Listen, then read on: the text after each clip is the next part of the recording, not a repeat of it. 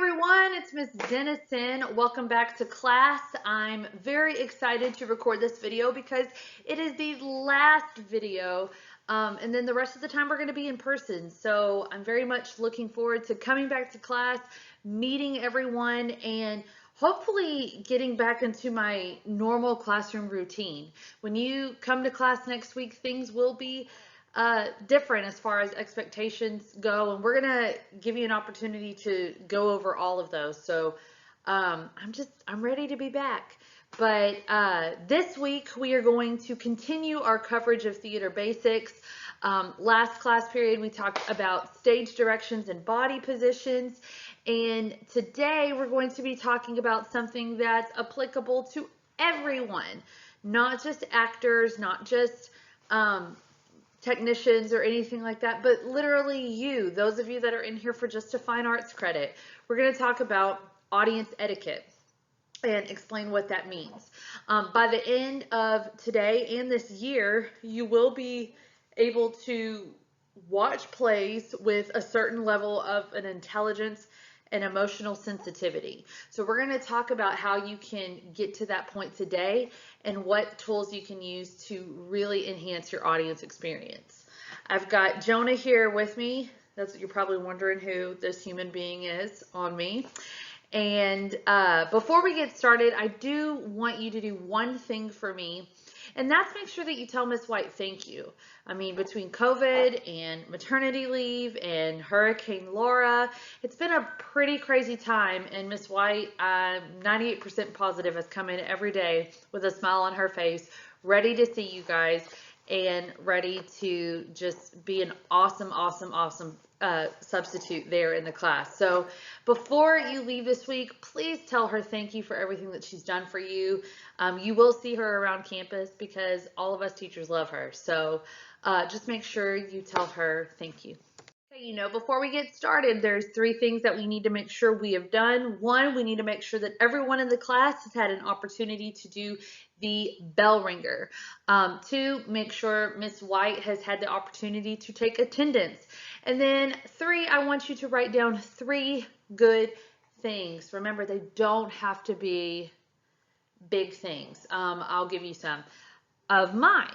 Okay, so let's see. My son Jacob just started in-person learning yesterday, and his teacher sent me a text telling me that he's at a 2nd grade reading level, and he's 5. And so that's something that I'm really proud of because we've been working really hard on that. And if you can't tell, let me see if I can lift my screen.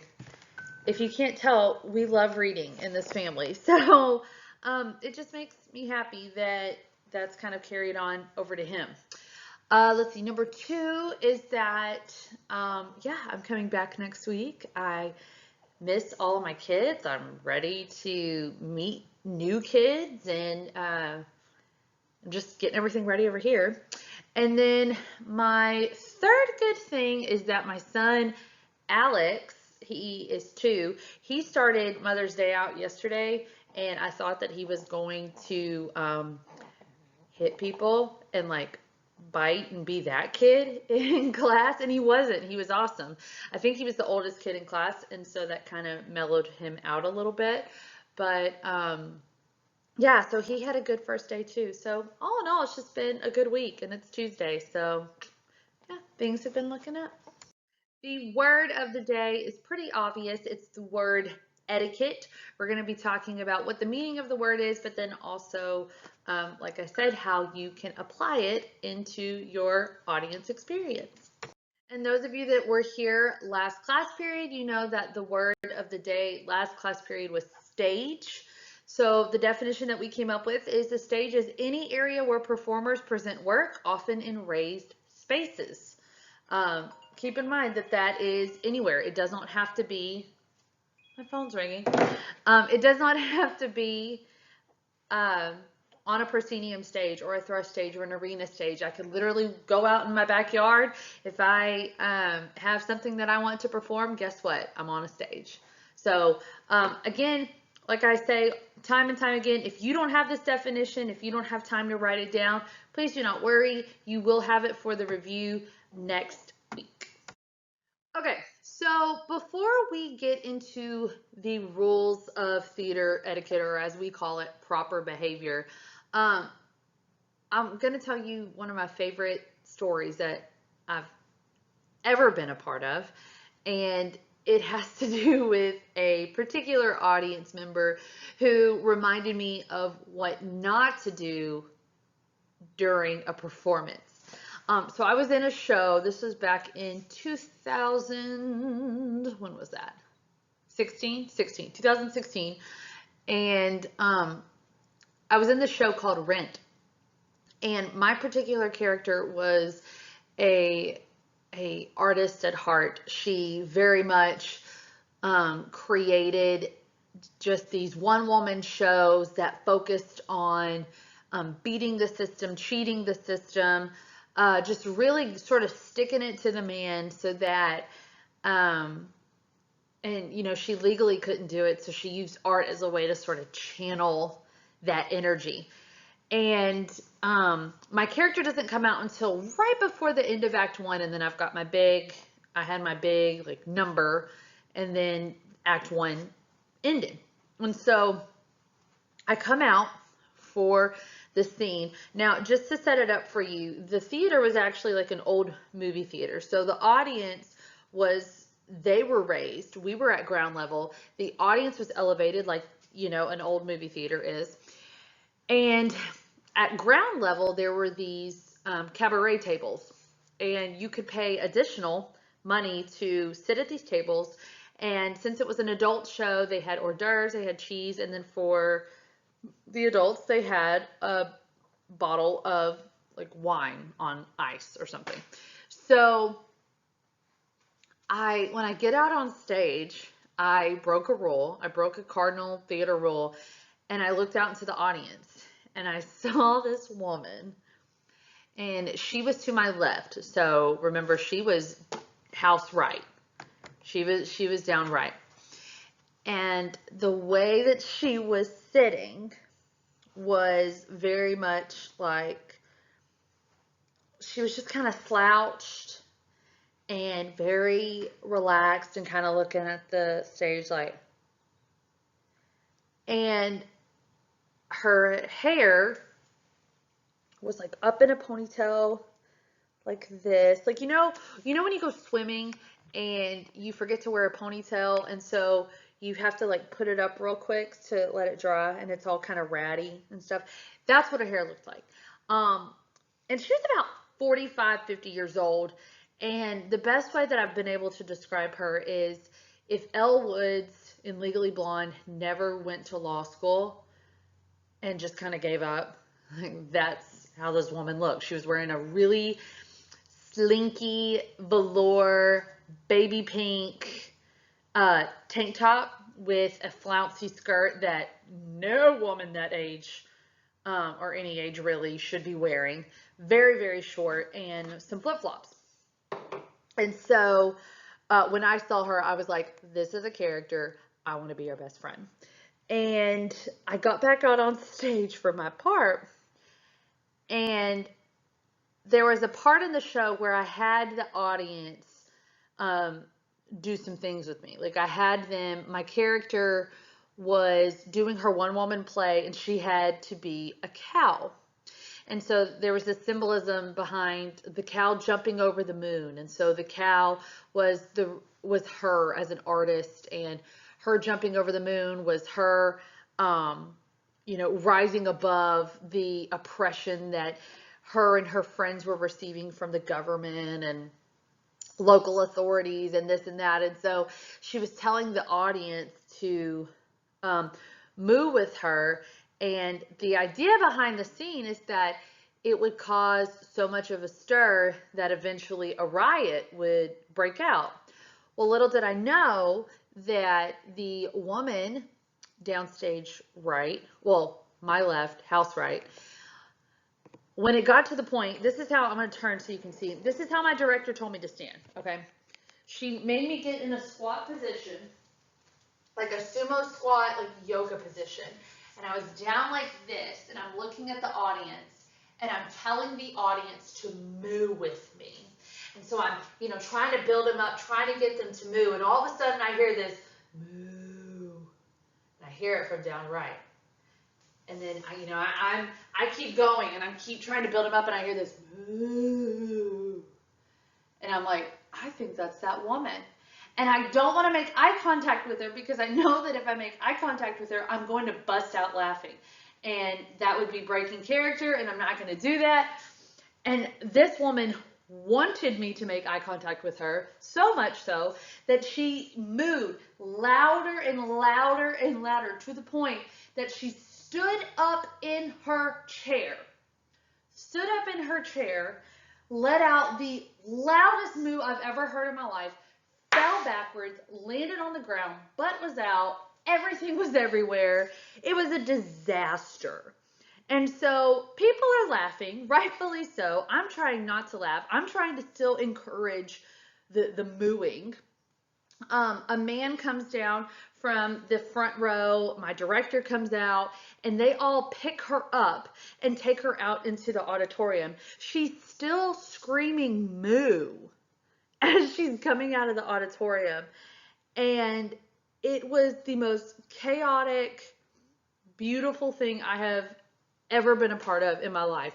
But she was a hot mess. I mean, she clearly was there for a good time. And so I just always think of that story when we start talking about audience etiquette, because I'll never have another experience like that. But the reason why I bring her up is A, because it's funny, but B, she was 45, 50 years old and she was an adult. And I think there's a lot of adults that I've noticed, even at like choir concerts and band concerts, there's a lot of grown people who don't know proper theater etiquette. I think we tend to think that the rules of like a football game and the rules of a theater performance are simultaneous, and that's just not true. So as the future generation, it is my job to make sure that you are well aware of the rules so that you aren't like her and you don't fall and bust your butt with your butt out and yell moo in front of God and everyone. So hopefully, don't make that a goal. I know some of you are like, oh, I kind of want to do that, but please don't make that a goal, right? Let's aim higher. So let's talk about some things. That way we're not going to be like her. First and foremost, you need to make sure you know the curtain time and arrive early enough to obtain tickets and be seated before the lights dim. Typically what happens is the show starts at, say, like 7 o'clock. The house, remember that's where the audience sits, that typically opens at about 30 minutes before. So about 6:30, they open up the doors for the house to come in and sit. And then the show starts at 7 o'clock. No more, no less, unless there has just been a influx of people, an influx of ticket sales, just waiting out the door. Everybody usually starts when they say they're going to start. So if you're going to go to like dinner beforehand, you need to put all of that into consideration. A lot of times nowadays you can just go buy tickets online, right? You don't have to, I'm going to lean back here. You don't have to necessarily go wait at will call to purchase tickets. But if you do have to wait at will call to purchase tickets, you need to put that into consideration that maybe you need an additional 30 to 45 minutes on top of the house being open to set aside to purchase your tickets and get to your seat in time. So just put all of that in whenever you're making plans to go see some shows. Once the first act has begun, you will not be seated until intermission. So that means if you try to stroll in, say dinner was running late, and you go into the hobby and you're about to try to watch the show, they're not going to let you in. They don't care how long it's taken you to get there, how much money you spent. They see it as a sign of disrespect, regardless of the situation. And we know everybody's situation is different. But it's out of respect for the audience members that are there. It's also out of respect for your actors, because when those doors open during a performance, our eyes immediately go there. And so we as actors break the fourth wall because we're seeing what's happening back there, right? It's a bright light. We're like mosquitoes, attracted to the light. We're always attracted to the next bright light. So just be respectful and make sure that you're there on time. Next thing, do not talk during the production. That is something I am 100% guilty of. As a director, if I see something that's cool, I usually grab my husband or slap him in the arm, and I'm like, oh my God, I love that. Or during one act play, whenever my kids are performing, I squeeze the crap out of his arm because I'm in fear, right? Because my work is being put out there in the open for everyone to see and judge. And so, don't talk about your production. Or I'm sorry, do not talk during the production. Now, if you want to make a comment every now and then about the production, that's one thing. But I mean, I've had audience members here at this school who they go in and last year there was a girl fighting with her boyfriend about something he said. And so I had to tell her to leave. I was like, hey, sister, you got to go outside. Y'all need to handle it outside, hug, do whatever, but we're not going to do this right here while my kids are performing. And so you just need to, it's out of respect for, once again, the audience and your actors. This is, I have it listed under rule. This isn't something that people typically do, but it is encouraged. When the curtain opens and the set pleases you, it is a common courtesy to applaud. This really happens when you go see those regional shows, those Broadway shows, because you've paid all that money to get there. I can guarantee you, if I ever saw Hamilton on stage in New York City, best believe I'd be clapping as soon as I saw that stage, because it's a brilliant set. And I would be like, oh my gosh, I can't believe I'm here. So if you nerd out a little bit when the show first starts, that's totally fine. Just keep it back a little. Okay, so to continue on, we're going to talk about some appropriate times to applaud. The curtain call is usually the time that the audience shows how much they love the show. This is when the entire company comes out onto the front of the stage, either in small groups or as one large ensemble, and they take a company bow. And they make sure to thank their technicians upstairs, their musicians down below, and their technicians to the stage left and stage right of them. As far as any other time during the show, there are a few occasions. There's called the showstopper and the standing ovation. So I'm trying to figure out how to word this. So the deal about the showstopper is that the showstopper is a particular moment in the show where it's such a funny moment or it's such a good moment that it temporarily pauses the show. I'm going to give an example. I'm sorry I'm using Hamilton again. It's just, that's the freshest show that I've seen in a while. So that's the one that's the freshest on the brain is what I mean. There's a line in one of the songs, the Battle of Yorktown. They say, immigrants, we get the job done. And of course, the two characters, one of them is black and the other one is Latino. And so at the time of the show being written, this was right when DACA was being temporarily paused, and when President Trump was talking about building the wall. And so it sparked a moment where the audience, there's an interview where Lin-Manuel Miranda is saying that the audience would literally clap for about 45 seconds, which is a long time if you think about it. And so what they would do is at that point, when they first started doing the show, is that they would pause the music, pause everything, and just clap you know, wait for the claps to be over and then continue. But it got to the point where people were clapping and hooping and hollering so much that they just had to keep going. They had to force the narrative to keep going so that they could keep the show moving. So that would be an example of a showstopper performance. A standing ovation is, oh, and let me also say, a showstopper performance does not constitute a standing up and a wow, right? A showstopper performance is if it's a really funny part or what, you know, you just clap. You don't have to stand up. You don't have to do any of that. You clap. You can do your woos, you know, you kind of feel the crowd as you all do that.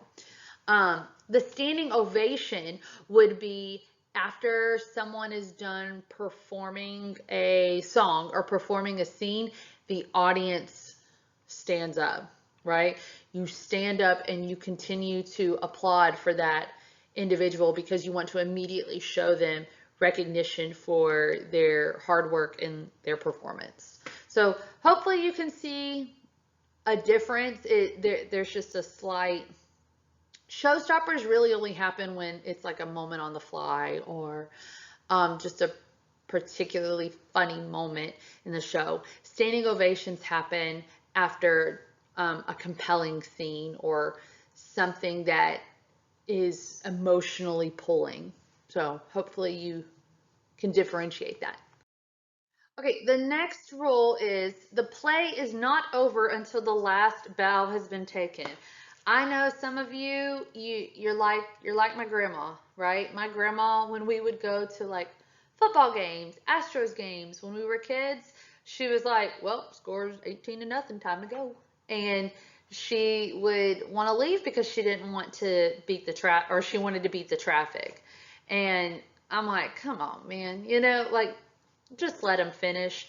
It's disheartening as an actor. Eventually it gets to the point to where you see it so many times that you kind of ignore it. But for people that are just starting out in theater and in performing, when they see people immediately leave, it's kind of like, oh, you know, it's kind of disheartening. So just, you know, wait that extra 5 minutes. It's literally 5 minutes.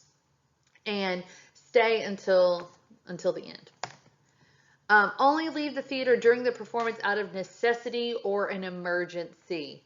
What is an emergency, right? It's anything that is immediate, anything that is dire. You know, if somebody's blowing up your phone because something tragic has happened, you know, that's totally an emergency. What's not an emergency is you finding out who won The Bachelor. Like, you know, somebody texted you you know what I mean? Just, you should know what an emergency is, a true, honest emergency. Keep in mind that the first acts are usually longer, right? Because there's a lot of exposition, a lot of ground to cover. And then the second act is usually wrapped up in about 45 minutes or an hour or so. So just keep that in mind. Okay, the next rule, food and drink are not permitted in the theater. The only exception to this would be dinner theater where, you know, you were served a meal by anyone on the wait staff and this show is happening while you are eating. So that would be the only exception. And then there might be some smaller theaters, some black box theaters that may allow it, but typically they just go ahead and nix all of it. But you need to come to the shows to enjoy yourself. And if you don't enjoy yourself, maybe you learn something. But also, you know, I talked about how theater has the capacity to help us become well-rounded human beings. And so in order to become a well-rounded human being, you need to have some growth. And I think theater can definitely provide that. There could be a takeaway from that, from someone's performance or the narrative of the story that can encourage you to grow. So just keep an open mind when you go and watch these shows, because you may actually enjoy it. You may actually learn something. You may actually grow from it. So this is just a real quick review of the vocabulary I went over. The curtain call is at the end of the show when all the actors take their bows. The showstopper is an especially fine scene or musical number during the show when the audience applauds. And then, of course, the standing ovation. I know my video is cutting it off, but it says at the point of the show when the audience stands to applaud. So just make sure that you have those written down. And now we're going to talk about, so that's what's expected of you as an audience member. But then, you know, we want you to look at things, especially since you're taking this class, with more of a critical eye. So, you know, going forth into a production, whether it's one of our productions or a professional production, what are some expectations of looking at things critically? First of all, in order to critique something, we talked about it, it's to examine or judge them carefully and critically. Beauty is in the eye of the beholder. This is a common phrase, but let me break it down for you. My first one-act play season, we went to regionals, and everyone in the room, myself included, my husband, who's incredibly smart and has a keen eye and able to really sort of analyze shows and analyze text in a non-biased way. You know, he yes, I'm his wife, and yes, I'm a director, but he will look at every show, and if my show's not good, you know, or if there was a show that was better, he would tell me. At this particular competition, we all had it in our heads that we were going to advance and go to state. And we ended up placing 4th at regionals. And of course, I was bummed out, but I knew walking away from it that my kids were really tired, and that it was for that being our first season together, that was quite a season together. And my husband said it beautifully. He said, Ashley, there are some people in this world where their favorite movie is Armageddon. And what he means by that is that, you know, their favorite movie could be Armageddon. Their favorite movie, some people's favorite movie could be Sharknado, right? While some of us, our favorite movie maybe has a little bit more depth to it, has a little bit more acting skill to it. You know, the thing is that we all have different opinions. You know, we all have different opinions. We all have different tastes.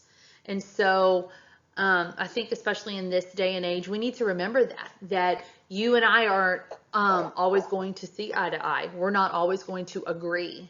And we need to accept the fact that a particular style of a show,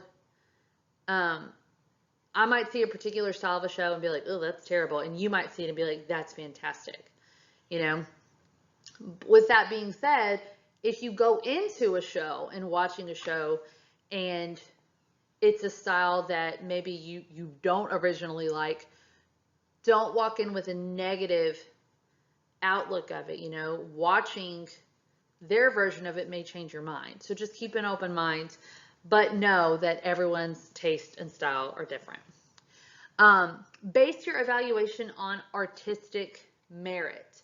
So if you're going to critique someone's performance, right? Critique their performance, both good and bad. Talk about the things that they did well from an artistic point of view, the opportunities for growth, you know, from a completely artistic point of view.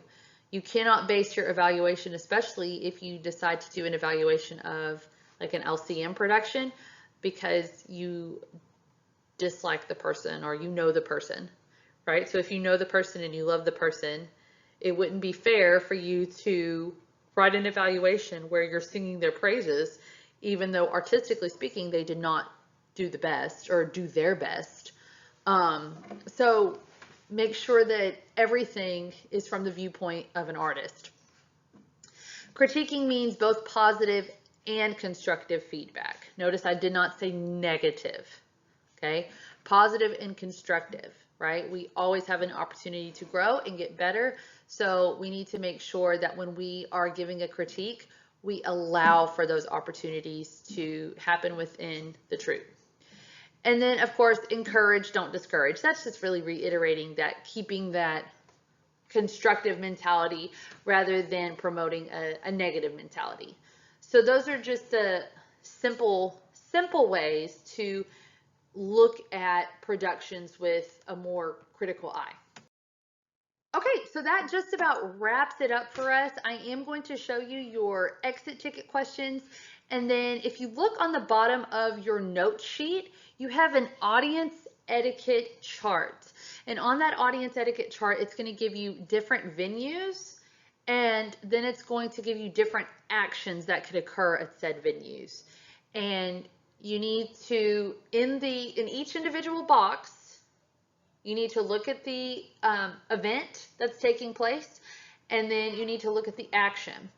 And you need to see if the action at that particular event is always appropriate. So you would write AA if it's always appropriate, sometimes appropriate, SA, or NA for never appropriate. I believe that's what it says on the chart. You are allowed to work with the people sitting at your table. You're allowed to work with them on completing the checklist together. And if you have any questions, ask Miss White. But I know one of the things on there is a ballet, okay? Yelling out during a ballet. And I'm not talking a recital, like your kid's recital. I'm talking like a professional ballet. Like if you went this Christmas to go see the Nutcracker, right? Yelling during the performance. Do you think that would be always acceptable, sometimes acceptable, or never acceptable? Okay, that's what you're going to be analyzing on your sheet. Here are the exit ticket questions for today. I want you to give me a critique of your favorite lesson thus far. So we haven't been able to do too many lessons because of Laura, but let me know what you think. Include both positive remarks and constructive remarks so that when I go and revisit this assignment next year, what I can do to make the experience better for you as the student. Second question is, of course, what's one new thing you learned today? And then the last question is, I want you to come up with your own definition of the word etiquette. So again, guys, I want you to do the exit ticket and then you can work with groups there at your tables on the audience etiquette checklist there at the bottom of your page. You're going to hold on to these sheets and put them in your binder under notes, and then put the exit ticket with the exit tickets. Next week when I do my binder checks, you need to have all of this in there, organized, ready to go. I'm very excited to see you guys and finally meet you. I hope you have a great rest of the week, and we'll talk soon. Bye.